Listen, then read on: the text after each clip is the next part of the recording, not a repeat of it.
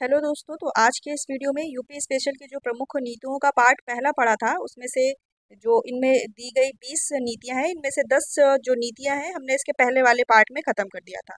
तो आज के जो इस वीडियो में पढ़ेंगे ये अगली 10 पढ़ेंगे, जिसमें से स्टार्ट करेंगे उत्तर प्रदेश खेल नीति से लेकर अगली 10 एक जिला एक उत्पाद नीति 2018 तक इस वीडियो को एंड करेंगे। तो अगर आपने पहला वाला पार्ट नहीं देखा है तो आप नीचे दिए जा रहे लिंक पर देख सकते हैं। उसमें 1 से लेकर 10 जितनी भी नीतियां हैं उत्तर प्रदेश से रिलेटेड वो बताई गई हैं।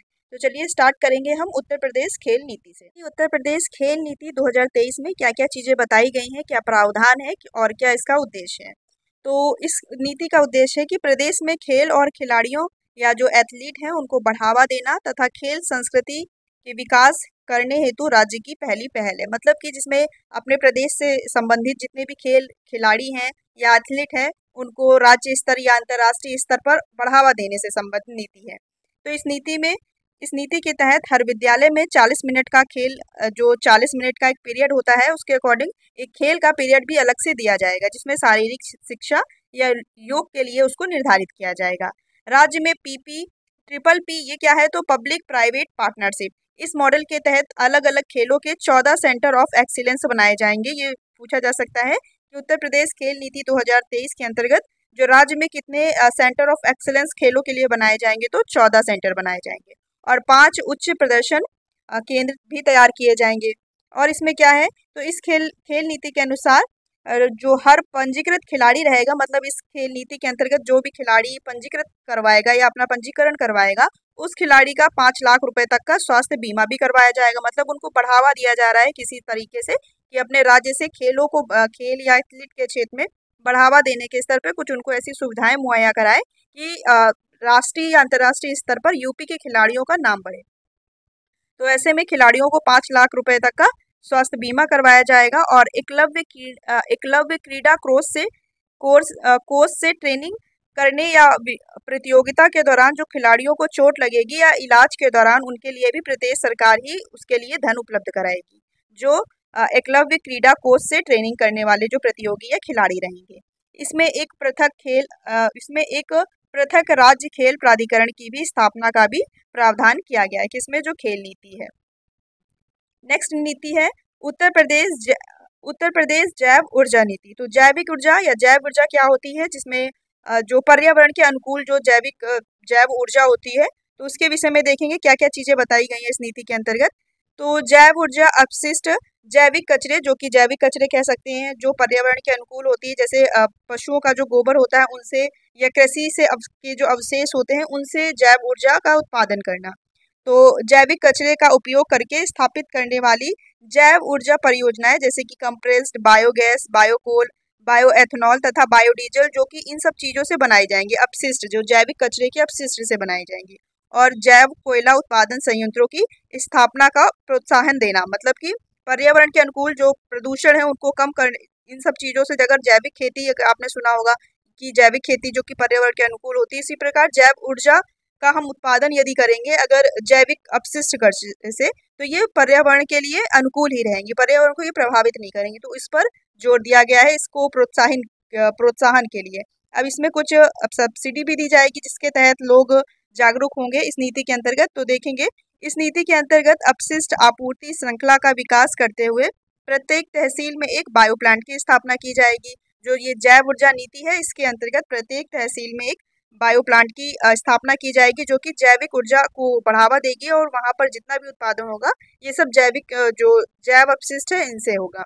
इस नीति के क्रियान्वयन से खेतों में किसानों द्वारा पराली जलाए जाने की समस्या का भी समाधान होगा। तो जैसे गांव में जो खेतों में पराली जलाई जाती है तो उससे क्या होता है, प्रदूषण होता है, वायु प्रदूषण होता है। तो अब इससे क्या होगा, अब उनका जो इस्तेमाल है ये सब जैविक जब अपशिष्ट का जो बनाया जाएगा जैव ऊर्जा, तो उसमें यूज हो जाएगा। तो इससे ये जो समस्या थी पराली जलाने वाली, तो इससे समाधान मिलेगा। जैविक अपशिष्ट का निस्तारण वैज्ञानिक विधि से होगा, मतलब काफी टेक्नोलॉजी, नई नवीनतम टेक्नोलॉजी के आधार पर होगा और ये पर्यावरण अनुकूल जैव ऊर्जा के उत्पादन में भी वृद्धि करेगी। इसमें क्या किया जाएगा कि जो विद्युत कर शुल्क पर 10 वर्ष की अवधि तक 100% छूट दी जाएगी। मतलब कि जो ऐसी संस्था है जो कि ऐसे जैविक ऊर्जा का उत्पादन करना चाहती है या कोई प्लांट लगवाना चाहती है, तो इसमें जो बिजली का टैक्स होगा, मतलब विद्युत कर, उसको 10 वर्ष तक फ्री कर दिया गया है, मतलब 100% की छूट दे दी जाएगी। मतलब बिजली का कर उस जो प्लांट जहाँ पर लगेगा तो उससे नहीं लिया जाएगा। और स्टाम्प शुल्क पर भी 100% छूट, मतलब कि जो भूमि के क्रय विक्रय से संबंधित जो स्टाम्प शुल्क लिया जाता है टैक्स, तो उसमें भी 100% की भी छूट दी जाएगी। ये पॉइंट इंपॉर्टेंट है, आप याद रखेंगे इसको। तो हर नीति के विषय में आप थोड़ा थोड़ा जानेंगे कि क्या चीज़ है, किससे रिलेटेड है, तो हो सकता है अगर एग्जाम में इससे क्वेश्चन आए तो आप कर ले जाएंगे। नेक्स्ट देखेंगे उत्तर प्रदेश सौर ऊर्जा नीति। तो उत्तर प्रदेश सौर ऊर्जा नीति 2022 क्या है? तो इसका उद्देश्य क्या है? एक ऐसी नीति जो राज्य में सौर ऊर्जा को बढ़ावा देने और नवीनीकरण ऊर्जा स्रोतों को अपनाने के लिए प्रोत्साहित करती है। मतलब कि जो आप लोगों ने देखा होगा कहीं कहीं जो सोलर प्लांट लगाए जाते हैं या सोलर लगवाया जाता है जो सूर्य की ऊर्जा से ही चलता है, तो उससे क्या होता है, जिससे बिजली उत्पादन की खपत, मतलब जो बिजली की जो खपत हो रही है उसको कम किया जा सकता है। ये क्या है? ये प्राकृतिक है सौर ऊर्जा वाला। तो इस पर बढ़ावा दिया गया है। और इसकी जो नोडल एजेंसी है ये आप याद रखेंगे, उत्तर प्रदेश नवीन एवं नवीनीकरण ऊर्जा विकास एजेंसी, यूपी नेडा जिसे बोलते हैं। इसकी स्थापना कब हुई थी इस एजेंसी की? तो 1983 में हुई थी। अब इसका लक्ष्य ये इंपॉर्टेंट है आपके लिए कि उत्तर प्रदेश सौर ऊर्जा नीति का जो कितने मेगावाट बिजली उत्पादन का लक्ष्य रखा गया है, तो 22,000 मेगावाट बिजली उत्पादन का सौर ऊर्जा नीति के अंतर्गत कितना रखा गया है? 22,000 मेगावाट। और किस वर्ष तक?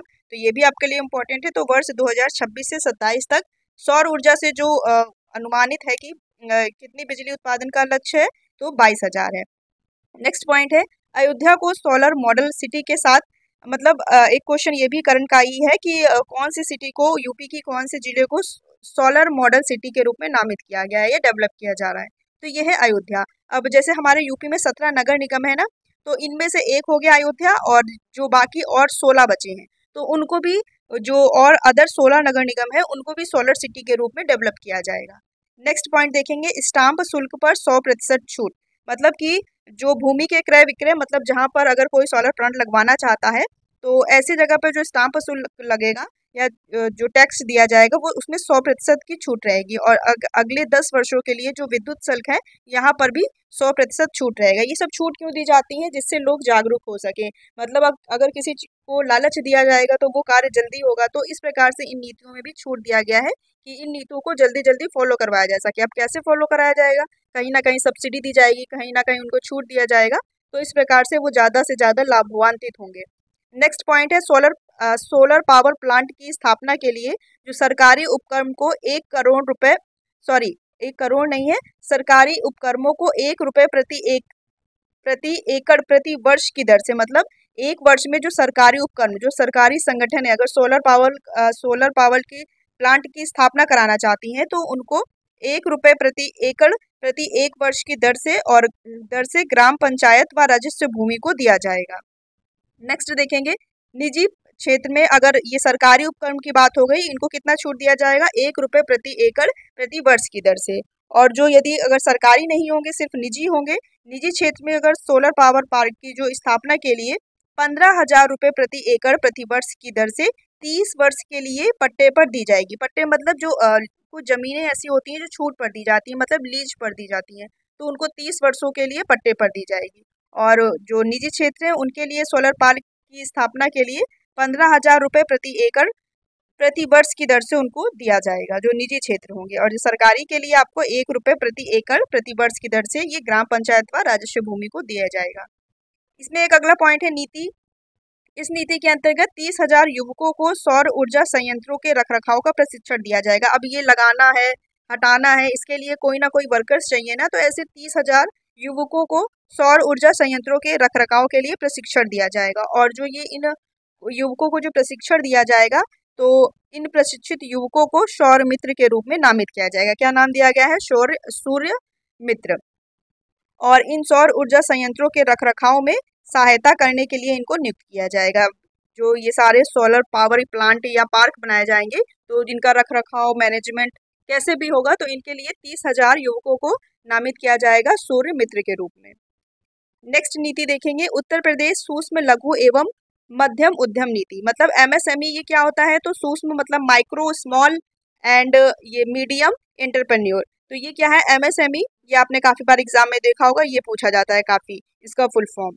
तो इसमें निवेश करने वाले उद्यमियों को मतलब कि ऐसा जो छोटा हो या लघु हो या मध्यम वर्ग का कोई भी उद्यम होगा, मतलब कोई भी कंपनी का स्थापन करेगा। देखेंगे आगे क्या लिखा हुआ है। उद्यमियों को 2 करोड़ रुपए तक के 2 करोड़ रुपए के कोलेटरल फ्री ऋण, यानी कि बिना गिरवी के ऋण को बैंक की ओर से दिया जाएगा। मतलब कोई भी ऐसी कंपनी है या कोई भी ऐसी संस्था या कोई भी ऐसा व्यक्ति है जो ऐसा एक उद्यम स्थापित करना चाहता है कंपनी टाइप का, मतलब कोई भी अपना कह सकते हैं, जिसे कहते हैं कि अपना बिजनेस स्थापित कर रहे हैं इस नीति के अंतर्गत, तो उनको क्या क्या सुविधाएं दी जाएंगी वो चीज़ है। बैंक से उनको ऋण दिया जाएगा बिना किसी गिरवी के। बैंक की ओर से बैंक की ओर से ली जाने वाली वन टाइम गारंटी फीस, इसका वहन कौन करेगी? राज्य सरकार करेगी, अगर जो भी व्यक्ति इस नीति के अंतर्गत कोई भी ऐसा उद्यम स्थापित करना चाहता है। नए सूक्ष्म उद्योग के लिए ऋण पर देय वार्षिक ब्याज का 50% रहेगा और प्रति इकाई 5 वर्षों के लिए। मतलब कि अगर 1 इकाई है, 2 इकाई है, मतलब कितनी भी वो इकाई स्थापित कर रहा है सूक्ष्म उद्योग से रिलेटेड, तो ऋण पर देय जो वार्षिक ब्याज रहेगा वो कितना रहेगा? 50% रहेगा और अधिकतम 25 लाख रुपए का। मतलब 25 लाख रुपए तक का वो उद्यम स्थापित होना चाहिए, तब राज्य सरकार उसको जो ब्याज है उसको 50% तक कवर करेगी।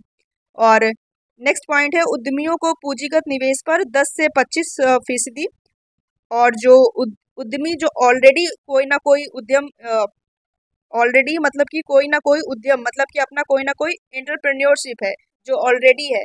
इसमें नए की बात की गई थी, इसमें जो ऑलरेडी है वो पूंजीगत निवेश पर उसको 10 से 25% की छूट दी जाएगी। मतलब इसमें कोई नया एंटरप्रेन्योर नहीं रहेगा, इसमें नया है, इसमें ऑलरेडी जो उद्यमी है उनके लिए बात की गई है। अगला बताया गया है इसमें अनुसूचित जाति जो SC ST वर्ग है और महिला उद्यमियों को ऋण के ब्याज पर, अब महिलाएं या SC ST को तो ज़्यादा बढ़ावा मिलता ही है, तो उनको 60% तक सब्सिडी दी जाएगी अगर वो ऐसा उद्यम कोई स्थापित करना चाहते हैं तो। नेक्स्ट इसमें पॉइंट है कि बुंदेलखंड और पूर्वांचल क्षेत्र में 25% जो मतलब जो MSME है ना, तो MSM में है क्या? सूक्ष्म लघु है और लघु नहीं क्या, सूक्ष्म लघु और मीडियम, मतलब MSME, तो वो तीनों क्रम के अनुसार है, क्रमानुसार बुंदेलखंड और पूर्वांचल क्षेत्र में 25%, 20% और 15% की सब्सिडी दी जाएगी, मतलब छूट के रूप में। जबकि जो मध्यांचल और पश्चिमांचल क्षेत्र में 20%, 15% और 10% की सब्सिडी दी जाएगी। जो हमारा ये नीति है सूक्ष्म लघु और मध्यम, इन पे तीनों क्रमशः इस प्रकार की सब्सिडी दी जाएगी। इसके अंतर्गत इसके अलावा अनुसूचित जाति जनजाति वही ST ST और महिलाओं को 2% अतिरिक्त, मतलब अगर जैसे इसमें बुंदेलखंड में किसी व्यक्ति को 25% की सब्सिडी दी जा रही है अगर सूक्ष्म वर्ग का व्यापार वो खोलना चाहता है, तो इसमें अगर महिला है तो 2 और कर दो कि इसमें और मिलेगी कितनी, 2 ऐड कर दो तो 25, 26, 27, इस प्रकार से। अगर लघु उद्यम स्थापित करना चाहती है कोई महिला तो 20 में 2 जोड़ दो 22, मतलब कि 2% अतिरिक्त उनको सब्सिडी दी जाएगी जिससे कि उनको प्रोत्साहन मिलेगा। नेक्स्ट नीति देखेंगे उत्तर प्रदेश पर्यटन नीति। उत्तर प्रदेश पर्यटन नीति के अंतर्गत क्या है? मतलब पर्यटन क्षेत्र को बढ़ावा देने से संबंधित है। इसका उद्देश्य राज्य में पर्यटन को बढ़ावा देने और विकास को प्रोत्साहित करने के लिए ये नीति बनाई गई है। ये नीति पर्यटन को एक उद्योग के रूप में मान्यता देती है और निवेश को आकर्षित करने के लिए कई प्रोत्साहन और सब्सिडी प्रदान करती है। मतलब कि वही लालच के लिए प्रोत्साहन और सब्सिडी, लालच शब्द गलत है लेकिन उनको आकर्षित करने के लिए कहीं ना कहीं सब्सिडी दी जाती है सरकार द्वारा। तो इसकी नोडल एजेंसी के रूप में उत्तर प्रदेश राज्य पर्यटन विकास निगम लिमिटेड UPSTDDC, मतलब कि Uttar Pradesh state tourism development corporation, तो इस लिमिटेड की स्थापना, इस निगम की स्थापना कब हुई थी? 1974, और ये पर्यटन नीति का नोडल एजेंसी के रूप में कार्य करती है। इसमें क्या चीज़ें बताई गई हैं?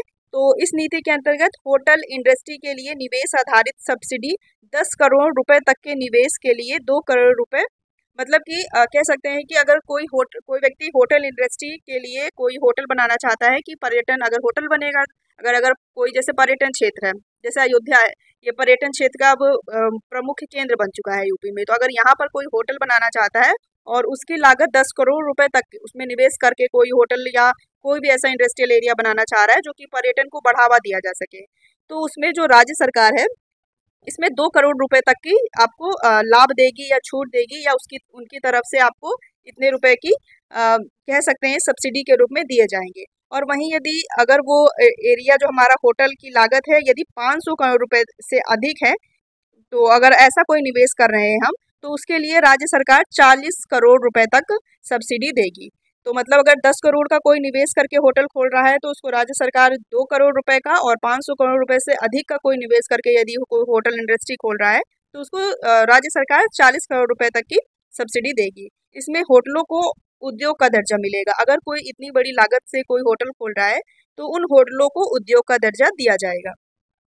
नेक्स्ट है, देश के सभी धार्मिक स्थल अंतर्गत जो भगवान राम से जुड़े सभी स्थलों को रामायण सर्किट, भगवान कृष्ण से जुड़े स्थलों को कृष्ण सर्किट के तौर पर विकसित किया जाएगा। इस प्रकार से अन्य जगह पर है, जैसे चित्रकूट में है, सीतापुर में है, मथुरा वृंदावन में है और अयोध्या में है, और जैसे कई भी जितने भी अपने उत्तर प्रदेश में जो पौराणिक या पर्यटन स्थल है उनको इस नीति के अंतर्गत पर जो पर्यटक स्थल है उनको और डेवलप किया जाएगा, जो जिनका मतलब कह सकते हैं जीर्णोद्धार किया जाएगा, वो पर्यटन नीति के अंतर्गत किया जाएगा। नेक्स्ट देखेंगे, उत्तर प्रदेश वेयर हाउसिंग एवं लॉजिस्टिक नीति 2022। वेयर हाउसिंग और लॉजिस्टिक नीति ये क्या है? तो वेयर हाउस मतलब कि कह सकते हैं जहाँ पर कोई कंपनी का माल वाल रखा जाता है या लेना देना, आयात निर्यात, उसका भंडारण करना या स्टोरेज करना, तो ये सारी चीज़ें वेयर हाउसिंग और लॉजिस्टिक के अंतर्गत आती हैं। तो देखेंगे इस नीति में क्या है। इस नीति के अंतर्गत प्रमुख क्षेत्र भंडारण सुविधाएं जैसे गोदाम, साइलो, कोल्ड चेन सुविधाएं, लॉजिस्टिक पार्क एवं बंदरगाह तथा अन्य सुविधाएं इसमें वेयर हाउसिंग और लॉजिस्टिक नीति में शामिल की गई है। इसमें आर्थिक गतिविधियों को बढ़ावा देने और बड़े पैमाने पर रोजगार के अवसर पैदा करने के लिए मौजूदा वेयर हाउसिंग और लॉजिस्टिक बुनियादी ढांचों को उन्नत और बेहतर बनाना है।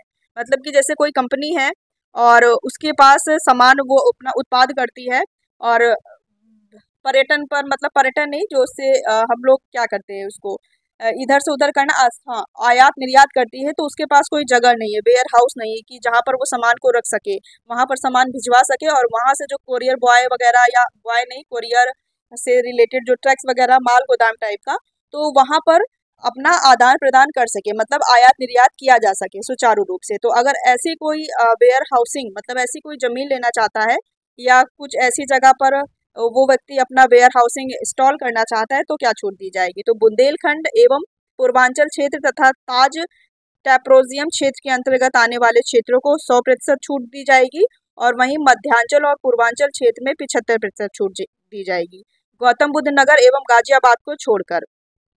अगला पॉइंट है, गौतम बुद्ध नगर और गाजियाबाद क्षेत्र में 50% छूट दी जाएगी, और मध्यांचल और पूर्वांचल क्षेत्र में 75%। मतलब कि ऐसी जगह कोई वेयर हाउसिंग या कोई लॉजिस्टिक नीति, इस नीति के अंतर्गत अगर कोई वेयर हाउस बनाना चाहता है तो उनको क्या छूट दी जाएगी, उससे रिलेटेड है। विद्युत शुल्क छूट पर सब्सिडी के तहत 10 वर्ष के लिए फिर उसको कितना 100% की छूट दी जाएगी, मतलब उससे विद्युत कर नहीं लिया जाएगा। आप अपना काम करिए इस नीति के अंतर्गत, वेयर हाउस और लॉजिस्टिक नीति के अंतर्गत अपना सारा व्यापार कीजिए, और जो विद्युत कर है इस पर कितने 10 वर्ष की अवधि के लिए इसमें 100% की छूट रहेगी। नेक्स्ट देखेंगे नीति, उत्तर प्रदेश में कुक्कुट विकास नीति। कुक्कुट क्या मतलब कि कुक्कुट पालन कह सकते हैं, जो मुर्गी पालन या मछली पालन से रिलेटेड होता है। देखेंगे क्या है इस नीति में।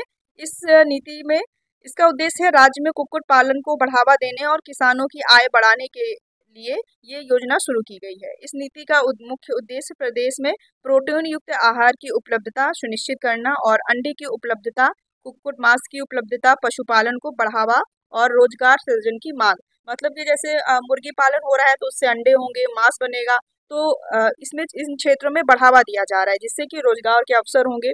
पशुपालन कर सकते हैं, जैसे कि मछलियों का पालन करते हैं ना, तो ये सब चीज़ें किस चीज़ के उद्देश्य से हैं, रोजगार, जिससे कुक्कुट पालन को बढ़ावा मिलेगा, और जो आय की जो किसान है या कोई भी ऐसा वर्ग है जो ये कार्य कर रहा है उसको रोजगार से रिलेटेड सारी चीज़ें, मतलब रोजगार सृजन की मांग को पूरा करेगी ये नीति।